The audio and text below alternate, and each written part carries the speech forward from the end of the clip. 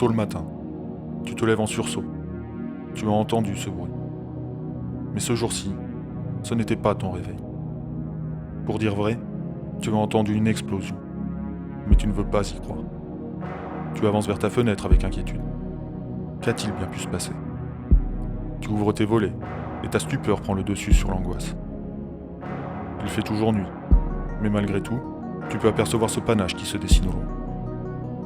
À part des explosions que tu distingues, tu n'entends rien d'autre que le bruit qui te berce le restant de tes nuits. Pas de sirène, mais juste des pompiers qui partent se battre contre cet incendie. Tu allumes ta télé, tu allumes ta radio en espérant comprendre ce qui est en train de se produire. Juste là, sous tes yeux. Malheureusement, les heures passent et se ressemblent. L'angoisse te gagne, l'odeur augmente. Votre évacuation n'était pas prévue. Mais a priori, ce n'est pas votre santé qui prévaut. Les jours passent, puis les semaines. La catastrophe technologique n'est toujours pas déclarée.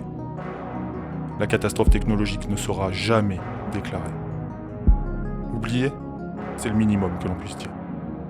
Ignorer et mépriser serait plus réaliste. Les personnes publiques se déplacent pour nous persuader que tout va bien. Nos constats, puis les résultats qui tombent continuent de nous convaincre que tout va mal. Après l'Erika et sa marée noire, nous pourrions parler de Lubrizol et de son nuage noir. Mais paraît-il que Chirac est mort. Des obsèques nationales, mais toujours pas un mot de Macron sur notre catastrophe de Rouen. De cette catastrophe, tu garderas une trace. Une trace invisible et indélébile, gravée dans ton cœur et dans ton corps. De ce drame, te restera tes angoisses et tes doutes. Cette gestion de crise qui te dégoûte. Pourquoi notre vie doit être un combat? Pourquoi l'État refuse tout débat? Pourquoi refuse-t-on de nous protéger? Pourquoi refuse-t-on de nous dédommager? Pourquoi? Pourquoi?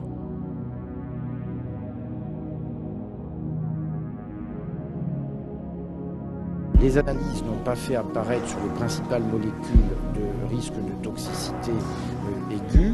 Il n'y a pas de raison de s'inquiéter outre mesure. Je n'ai aucun élément qui permette de penser que les fumées en particulier seraient dangereuses. Je ne dis pas que les odeurs ne sont pas gênantes. Encore une fois, je vous dis simplement ce que disent les analyses qui m'expliquent qu'elles ne sont pas nocives. Tout panache de fumée est polluant, nous en sommes d'accord. Il n'y a pas là de toxicité particulière.